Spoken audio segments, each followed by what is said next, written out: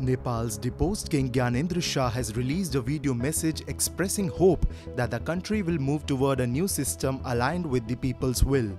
Issuing a 13-minute video statement with an opening address to him as monarch of the Himalayan nation, Shah stated in his New Year wishes that he hopes the country will move toward a new system. Nepali जनतामा देश र भविष्यलाई लिएर जुन खालको जागरुकता पैदा भएको छ त्यसलाई हामीले सकारात्मक रूपमा लिएका छौं। वास्तवमा नेपाली जनतामा रहेको देशभक्तिपूर्ण भावना विश्वमै अनुकरणीय र अनुसरणीय छ। देशलाई विद्यमान जटिलताबाट मुक्त गराई शान्त, स्थिर र समृद्ध मुलुक बनाउने जागरुकता जुन पैदा भएको छ, नयाँ वर्ष 2082 मा नेपाली जनताको चाहना अनुसारको परिणाम हासिल हुने विश्वास थपिएको छ। The politically charged statement from the former monarch comes in wake of rising demand for monarchy in the Himalayan nation and a week before the right-wing pro-monarchist party Rashtriya Prajatantra Party hit the streets. The monarch of the Himalayan nation follows the lineage of Shah dynasty, was revered as an incarnation of Hindu god Vishnu.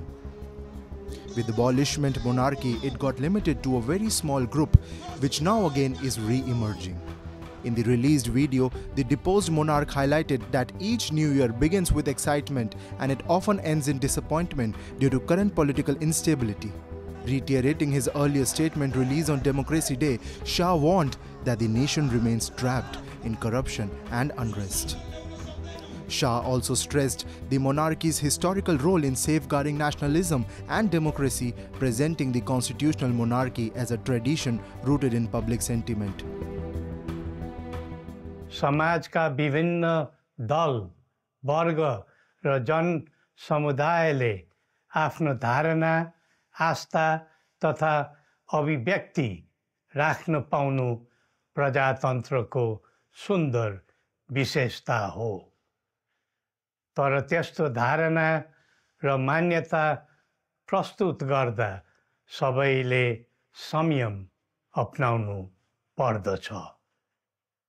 केही दिन अघि जनप्रदर्शनमा जुन प्रकारको हिंसा, आगजनी, तोडफोड भयो, त्यसबाट जस प्रकारको मानवीय एवं भौतिक क्षति भयो, त्यो सुन्दा हामीलाई अत्यन्तै दुःख लाग्यो।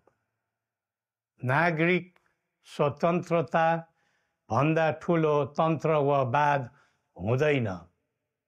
वास्तविक प्रजातन्त्र त्यहाँ हुन्छ जहाँ राम्रो, नराम्रो, जनगुनासो वा गुणगान सुन्ने परम्परा र संस्कार हुन्छ।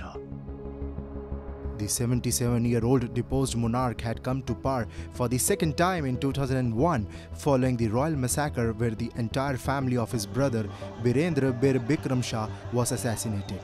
2 years after abolishing nearly 2.5 centuries-old monarchy system, the Himalayan nation became a republic and a secular state on May 28, 2008. With less than 2 decades into the new practice of governance, the Himalayan nation is now divided into two factions of pro and anti-monarchs.